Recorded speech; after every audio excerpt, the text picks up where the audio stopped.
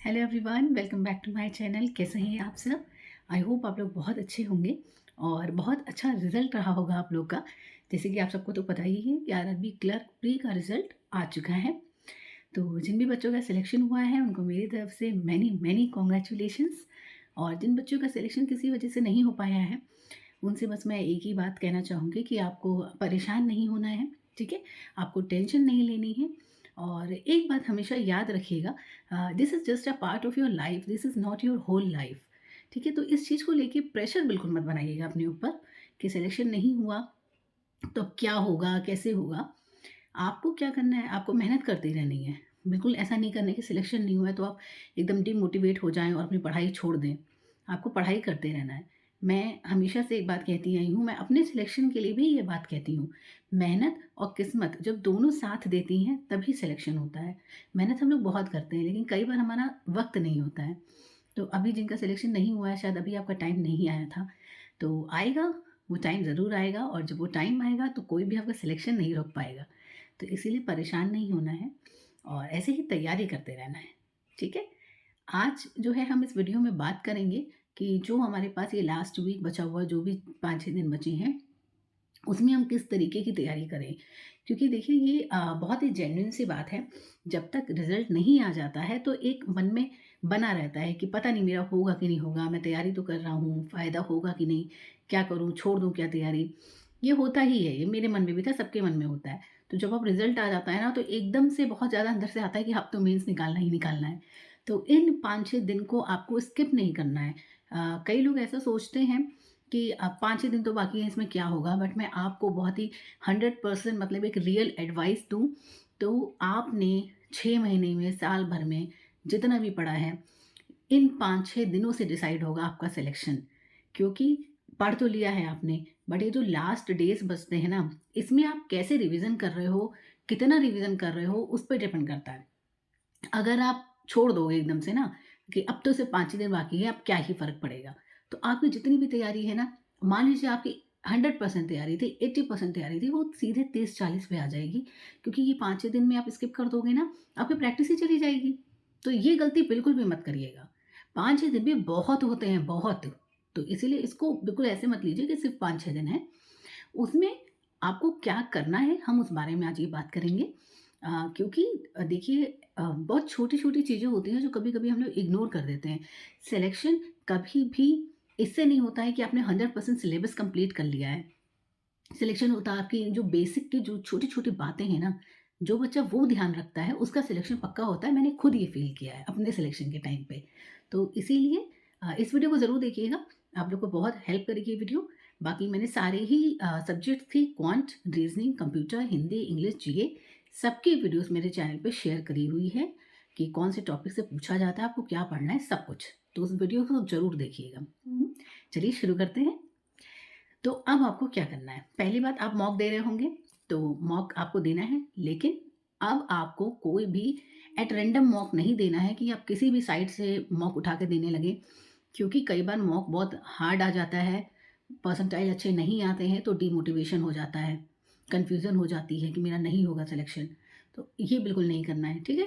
Hard mock नहीं देने हैं, नॉर्मल लेवल के जो मॉक होते हैं, जो अभी तक आप देते आ रहे होंगे, वो दीजिए आराम से। कुछ भी नया ट्राई करने की ज़रूरत नहीं है। अब नहीं है इतने दिन कि आप नया ट्राई करें। जो भी आप करते आए हैं वो करिए। आप जो कर रहे हैं उसमें आपको अगर लग रहा है कि हाँ, कुछ क्वेश्चन्स को मैं पहले करूँ या बाद में करूँ, वो अलग चीज़ होती है। बट एकदम से पूरा पैटर्न ही चेंज कर देना, पूरा मॉक टेस्ट ही आप कहीं और का देने लग जाओ, वो सब मत करना। ठीक है? इसके बाद आपको क्या करना है? मैंने पहले भी बताया था, क्वांट और रीज़निंग, इसी में आपको सबसे ज़्यादा स्कोर करना है। इसी में सबसे ज़्यादा स्कोप होता है कि आप अगर स्पीड और एक्यूरेसी रख रहे हो तो इसमें आप सबसे ज़्यादा स्कोर कर लोगे। मैंने अपनी रीज़निंग की वीडियो भी लास्ट शेयर की थी कि मेरे मार्क्स कैसे 35 प्लस आए थे। मैंने शेयर की है, उसमें आप ज़रूर देखिएगा, ठीक है? तो आपको क्या करना है, इसमें स्पीड और एक्यूरेसी रखनी है। इसमें आप अपने मार्क्स बढ़ा ले जाओगे आराम से। टफ नहीं आता है पेपर, मैंने पहले भी बताया हुआ है, बट कुछ क्वेश्चन ऐसे आते हैं जो फँसाने वाले होते हैं, उनमें आपको बस समझना है क्या ट्रिक लगानी है। ठीक है? सब कुछ मैंने वीडियो में बताया है, देखिएगा। क्वांट और रीज़निंग की बात हो गई, इसमें आपको मतलब इसी में आपको स्कोर बढ़ाने हैं, तो इसको इग्नोर मत करिएगा आप कि 5-6 दिन बाकी हैं तो क्वांट और रीज़निंग क्या ही कर लेगा, ऐसा नहीं है। मॉक टेस्ट जो दे रहे हैं दीजिए, सेक्शनल दे रहे हैं दीजिए, मेंटल कैलकुलेशन मैंने बार-बार बोला है आरआरबी क्लर्क में पेपर टफ नहीं आता है, सब बच्चे करते हैं, बहुत अच्छा अटेम्प्ट करते हैं, इसीलिए कट ऑफ भी ज़्यादा जाती है। तो आपको कुछ छोटी-छोटी चीज़ों में अपना टाइम बचाना है, मेंटल कैलकुलेशन करनी है। जब आप कैलकुलेशन अपने दिमाग में करोगे, आपका टाइम बचेगा। हर क्वेश्चन में 2-3 सेकंड भी बचाओगे ना, बहुत टाइम बचेगा। तो इसीलिए अगर आप सारे क्वेश्चंस को एक बार देखना चाह रहे हो कि मतलब एटलीस्ट मैं मैक्सिमम करूँ, जितने भी आपके क्वेश्चन आ रहे हैं, आप जितना भी कर पा रहे हो, बट अगर मान लो आपकी स्पीड इतनी कम होगी, तो आप पता चले लास्ट के 10 क्वेश्चन जो है वो विज़िट ही ना कर पाओ। तो ये वाली गलती बिल्कुल नहीं करनी है, ठीक है? तो आपको क्या करना है, मेंटल कैलकुलेशन पे, क्वांट पे ज़रूर ध्यान देना है। रीज़निंग में मैं बार-बार कहती हूँ मिसलेनियस को अवॉइड नहीं करना है। अभी आपके पास टाइम है, मिसलेनियस में अगर आपको किसी भी टॉपिक में प्रॉब्लम है, तो उसको आप कवर कर सकते हैं, ठीक है? नया कुछ नहीं करना है, वही चीज़ें करिए जिसमें आपको लग रहा है कि मुझे प्रॉब्लम हो रही है, ठीक है? इसके अलावा आपको कुछ ऐसा नहीं एट रैंडम उठा लेना है, नया कुछ अलग ही टाइप की पज़ल उठा लिया, अलग ही टाइप का सीटिंग अरेंजमेंट उठा लिया, ऐसा कुछ नहीं करना है, ठीक है? जो प्रैक्टिस करते आ रहे हो वही करना है। आपको पज़ल में दिक्कत होती है, आपको कई बच्चों को जैसे मैंने ये देखा है बॉक्स पज़ल में दिक्कत होती है, तो आप बॉक्स पज़ल के कुछ क्वेश्चंस उठा लीजिए 10-12 प्रीवियस ईयर के देख लीजिए या मेमोरी बेस्ड पेपर आते हैं, उनके देख लीजिए, वो उठा लीजिए और उनको प्रैक्टिस कर डालिए, ठीक है? ये सब आप कर सकते हो, ये सब नया नहीं है, ये तो उसी का पार्ट है। बट एकदम अलग से कोई पज़ल ही मत उठा लेना जो आज तक पूछी नहीं गई है और वो करने लगो कि कहीं पूछ ना लें, तो ये मत करना, ठीक है? इसके बाद करंट की अगर मैं बात करूँ तो ऐसी मैं उम्मीद करती हूँ कि आप लोगों ने करंट अभी तक पढ़ लिया होगा, मतलब जितना मैंने बताया था 7-8 महीने वाला, और अब आप रिवीजन कर रहे होंगे। ऐसा मैं उम्मीद करके ये चीज़ बता रही हूँ कि ऐसा तो आप कर रहे होंगे। इन केस नहीं भी है तो थोड़ा बहुत बचा होगा। ऐसा नहीं होगा कि 7-8 महीने का बिल्कुल ही नहीं पढ़ा है और आप एकदम से शुरू कर रहे हो, वो गलती मत करना, ठीक है? तो जो भी आप करंट पढ़ रहे थे, आप पढ़ते रहिए। मैं बार-बार कहती हूँ, मैंने अपने केस में भी आपको बताया था कि करंट का रिवीज़न और बहुत, बहुत, बहुत रिवीज़न, वही आपको वहाँ पे हेल्प करेगा। मैंने करंट का बहुत रिवीज़न किया था, तभी वहाँ पे जाके मुझे दिक्कत नहीं हुई थी, आराम से मेरे सब कुछ मतलब पहली बार शायद ऐसा हुआ था, मैं बोलूँगी आरआरबी पीओ और क्लर्क के पेपर में मैं जब तैयारी कर रही थी, तो मुझे ऐसा बिल्कुल नहीं लगता था करंट अफेयर्स पढ़ के कि मैं वहाँ पे कर पाऊँगी या मुझे याद आएगा। बट चाहे पीओ का पेपर हो, चाहे क्लर्क का पेपर हो, वहाँ पे मुझे क्वेश्चन पढ़ते ही ऑप्शन पता थे। मैंने इतना रिवीज़न किया था। तो आपको भी इतना करना है क्योंकि करंट में एक चीज़ आपने भी नोटिस की होगी, बहुत कन्फ्यूज़न होती है। चारों ऑप्शन को देख के ना लगता है ये भी हो सकता है, नहीं ये भी तो था शायद, ये भी तो न्यूज़ में था। तो अगर आपने बहुत थोड़ा-थोड़ा ऊपर-ऊपर से पढ़ा होगा तो आप कन्फ्यूज़ हो जाओगे। तो इसीलिए आपको जो भी आप न्यूज़ पढ़ रहे हो उसको डीप पढ़िए एकदम, और पूरा आपको पता होना चाहिए कि हाँ, कहाँ कब क्या हुआ था सब कुछ। ठीक है? उसमें कोई कन्फ्यूज़न की अब गुंजाइश नहीं है। ठीक? तो करंट में आपको रिवीज़न करना है।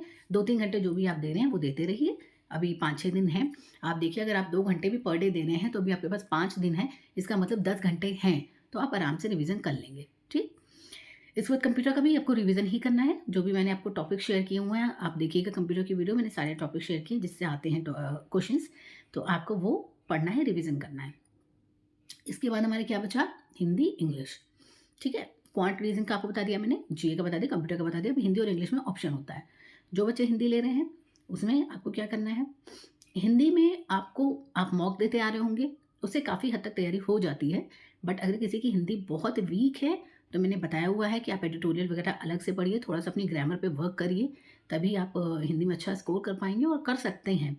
ठीक है? और सेम इंग्लिश के लिए है, इंग्लिश भी सब लोगों की अच्छी नहीं है होती है, कुछ लोगों की बहुत वीक होती है, कुछ लोगों की बहुत ही अच्छी होती है, कुछ लोगों की एवरेज होती है। तो आपको ये पता है ना कि मेरा क्या अच्छा है, मेरी इंग्लिश हिंदी अच्छी है कि मेरी हिंदी अच्छी है, तो आपको उस हिसाब से डिसाइड करना है कि आपको हिंदी लेनी है या इंग्लिश लेनी है।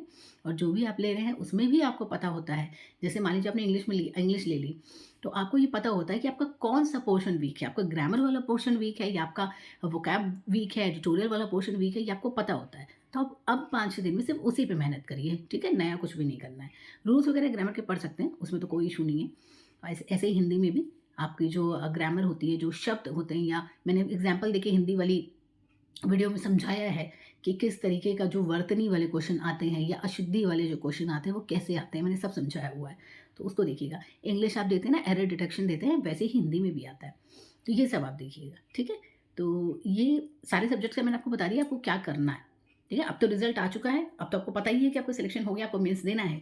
तो अब जितनी मेहनत से आप कर रहे थे उसका 20, 30, 50 गुना और करिए, ठीक है? ये लास्ट स्टेप है, कोई इंटरव्यू नहीं है, कुछ नहीं है, ये हो गया तो जॉब पक्की। तो इसीलिए इसमें एकदम जी जान से लग जाइए। मैं बहुत दिल से चाहती हूँ कि आप सबका सिलेक्शन हो और मुझसे जितना हो पाएगा मैं ज़रूर आपकी हेल्प करूँगी। मैं इसीलिए मैंने आपको बताया ही था कि मेरे यहाँ थोड़े फंक्शंस चल रहे हैं, इस वजह से मैं वीडियो नहीं बना पा रही हूँ। लेकिन फिर भी मैंने कोशिश की है टाइम निकाल के कि मैं वीडियो ज़रूर बनाऊँ, ताकि 5-6 दिन जो भी बचे हैं, अगर मेरी इस वीडियो में से कोई एक बात भी आप लोग को हेल्प करेगी तो मुझे बहुत अच्छा लगेगा। बाकी आपको कोई भी दिक्कत हो आप मुझे तुरंत कमेंट करिए। मैंने इंस्टा भी आप लोगों के साथ शेयर किया है, इसलिए मैंने इंस्टा बनाया था आप लोगों के लिए।